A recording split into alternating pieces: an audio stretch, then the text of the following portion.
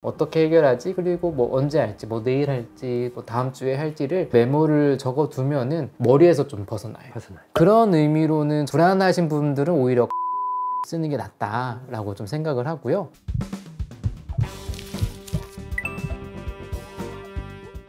안녕하세요. 멘탈 터탈입니다. 오늘은 많이들 이제 얘기하는 게 이제 일기 쓰기 얘기가 있거든요. 뭐 힘들어서 이제 일기 쓰기도 해봤어요. 별로던데요? 뭐 이런 것도 있고요. 아무래도 정신 건강을 위해서 좀 노력을 하는 것 중에 하나가 이제 일기 쓰기가 있는 것 같아요. 일기가 사실 다 같은 일기가 아니거든요. 그냥 일기를 쓴다고 해도 목적이나 방식이 조금씩 다르기 때문에 일기 쓰기를 세 가지로 나눠서 어떨 때 어떤 일기가 좋은지를 좀 소개시켜 드리려고 해요. 첫 번째가 약간 감사일기예요. 감사일기는 그럼 어떨 때 쓸 때 좋냐, 그런 경우가 있어요. 이제 항상 이제 부정적으로 많이 가거나 나한테 없는 거, 부족한 거 이런 걸 많이 생각하는 분들 있잖아요. 아무래도 요즘은 SNS를 많이 보는데 SNS 보면은 다들 풍족해요. 맞아요. 다들 행복하고 비교되고 그런 경우에 내가 약간 마음이 좀 공허해지기도 하고 자꾸 이제 나를 좀 비관하거나 이렇게 생각할 수가 있기 때문에 저는 그런 분들한테는 감사일기를 쓰라고 하는데, 그거는 약간은 초점을 사실 전환하기 위해서예요. 단점 말해봐 하면 막 100개씩 말하는데 너의 장점은 뭐야?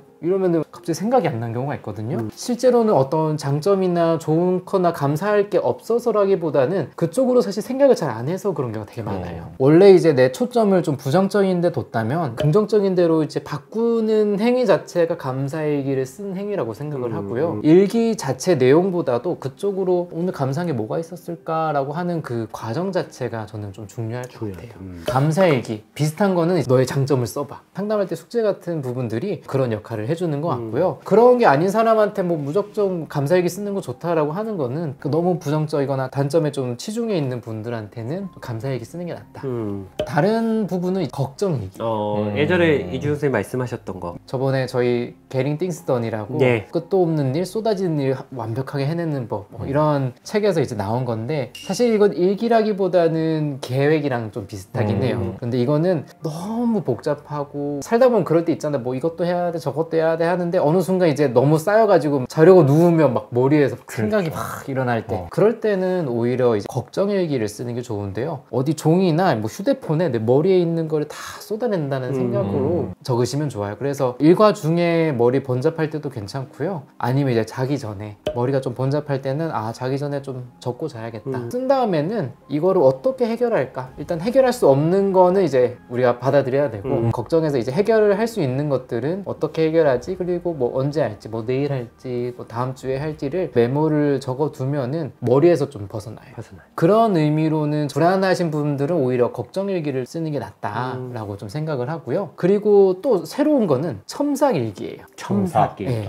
예전에 저희 닥프 가서 뭐 자존감 도둑이라고 하나 이제 설명드린 것도 있는데, 그게 뭐냐면 나한테 이제 나를 공격하는 부정적인 생각 같은 거거든요. 자존감 도둑에는 나한테 이제 과도하게 요구하는 완벽주의적인 그런 도둑도 있고, 나를 막 비난하는 처벌적인 도둑도 있어요. 그럴 때는 내 안에 어떤 부정적인 생각이 들 때는 그거를 그냥 종이에 한번 써보는 거예요. 나는 뭐 이것도 해야 되고, 이번 시험 보면 뭐 1등도 해야 되고, 아니면 뭐 나 이것도 못하다니 나는 정말 뭐 가치가 없는 사람이야, 쓸모없는 사람이야, 이렇게 적으면은 그걸 일단 좀 적어놓고 좀 첨삭을 하는 거죠. 약간 그때는 저희 뭐 흔히 MBTI T처럼 생각을 하는 거예요. 분석하죠. 객관적으로 증거가 있는 건지 있는 건지. 보통은 이 요구적인 자존감 도둑이 하는 말들은 슈드가 많아요.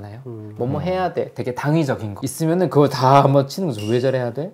왜 이거 해야 돼? 이렇게 하다 보면 사실 별로 근거가 없거든요. 그리고 나한테 인신공격하는 내용들, 난 쓸모없는 사람이야, 뭐 이것도 못하다니 뭐 가치가 없어, 난 정말 뭐 바보야, 뭐 이런 것들은 다 이제 동그라미 쳐가지고 얘기하면 바본가?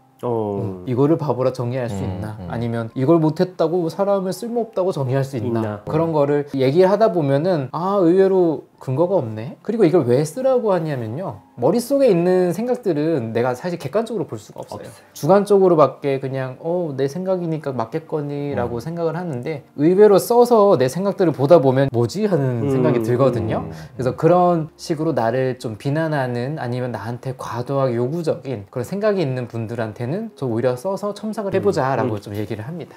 저는 이렇게 조금 구분한 이유가, 일기 쓰세요 이런 것보다는 그 상황에 맞게 걱정이 많은 불안하시면 좀 걱정일기를 좀 써보시고요. 나한테 좋은 게 없다라고 생각하면 좀 감사일기 써보시고 나를 좀 비난하거나 막 너무 초조하거나 이러신 분들은 첨사일기를 좀 써보는 게 어떨까. 그렇게 말씀을 드리면은 잘 이해를 하고 좀 잘 쓰는 것 같아요.